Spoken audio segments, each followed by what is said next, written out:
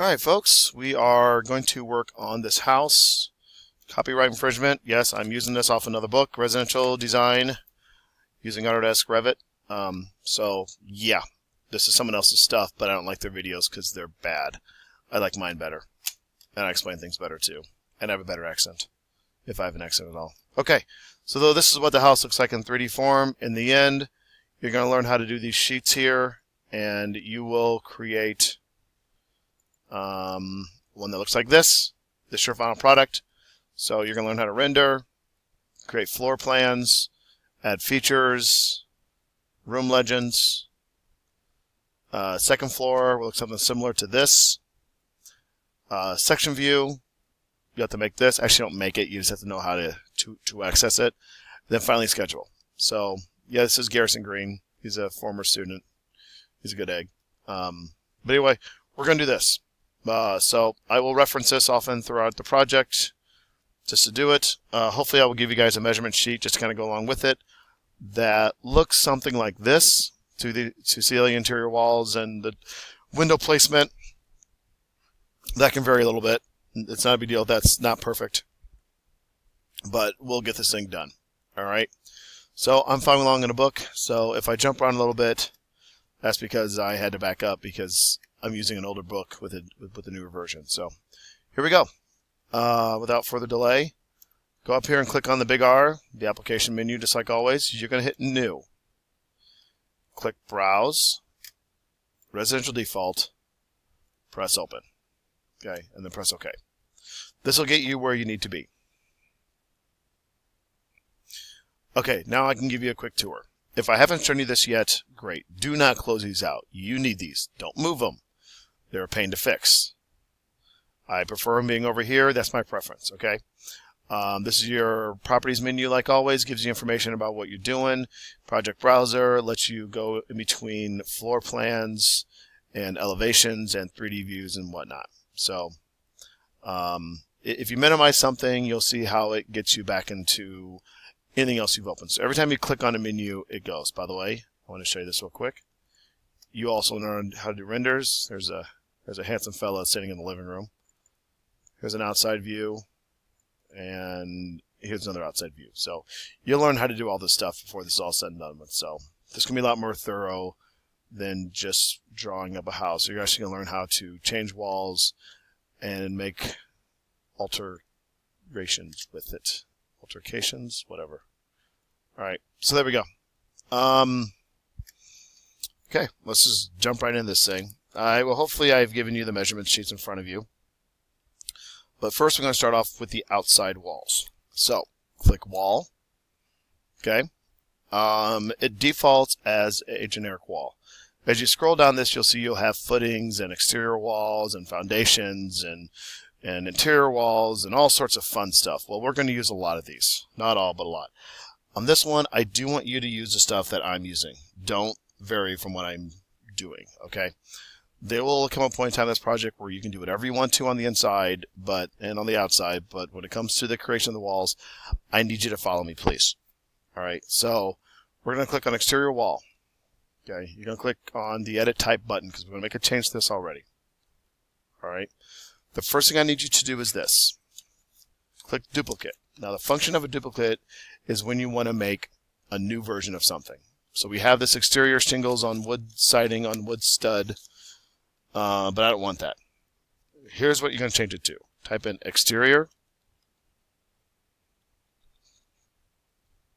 / wood shingles over wood siding on wood stud. Okay? Press OK. So what that does, nothing's changed yet because all we've done is we've renamed it. Click Edit Type. Okay. Peaches. Okay, you'll notice here how some things are in gray and some things are not. The hour has changed where we're at. May not be your bell. Okay.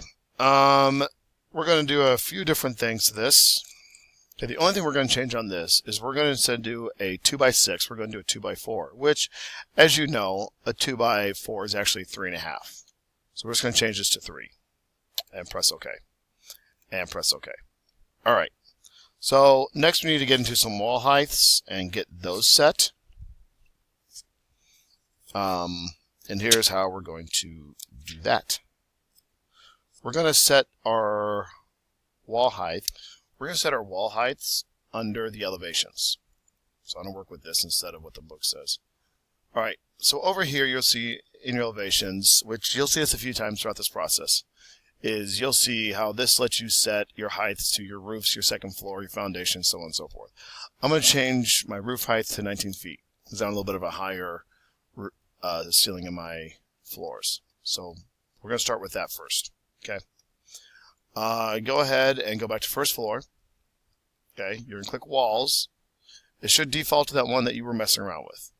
Up here at the top, I'm going to change unconnected to roof because that's the height that it is. If I do second floor, it'll only be one story. Okay. Then I'm going to change this to finish face exterior. Now, here's what happens whenever you draw like this. If I just click on my screen, you see here how the cursor is on the left side. Okay. If I do interior,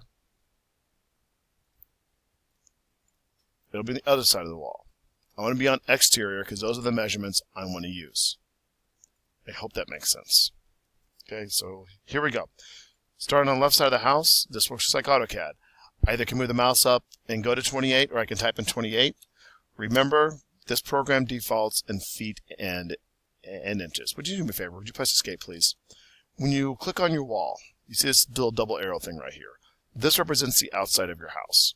If this is on the wrong side, so if you decide to draw down, let me show you this real quick. If I draw down, it's on this side.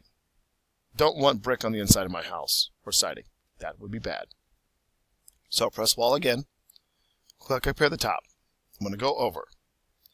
I'm going to go over 28. So 28 by 28 first. Next, I'm going to go up 4.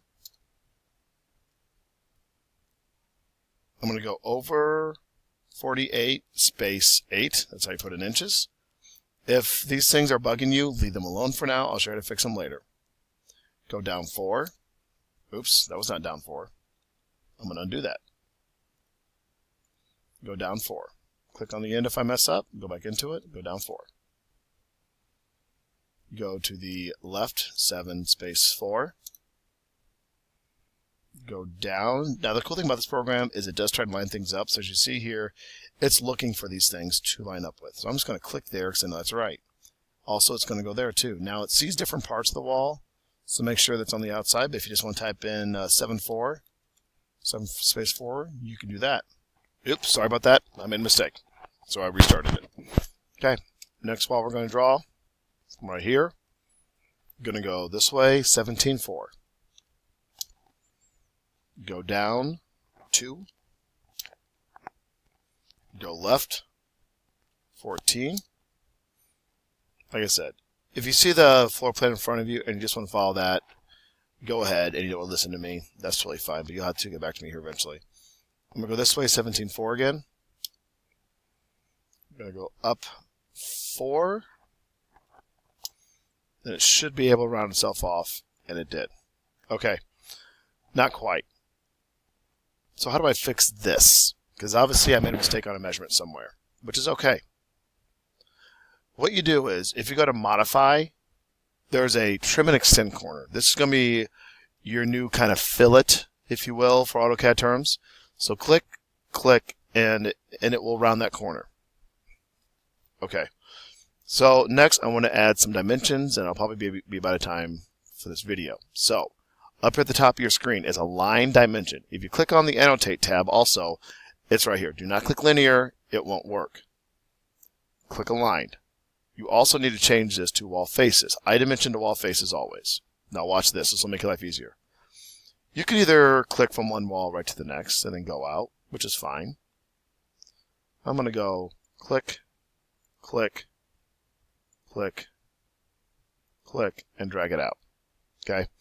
Now, I'm automatically seeing here that I have a wrong measurement, probably with that fillet, with that trim extend I did. So, how do you change a measurement? This is actually a good little oops. Here's what you do. I can lock this one if I want to so it doesn't change, which I will. I'm not a huge fan of locking, but if I don't want it to change, I will. I'm going to click this edge right here. Now, this is called a temporary dimension. I don't play with these very much because they're always to the middle. I could click these dots if I wanted to, and it would go right to the outside. And then if I click this little temporary make permanent thing, I could. But that's a lot of work. So here's how you move a wall.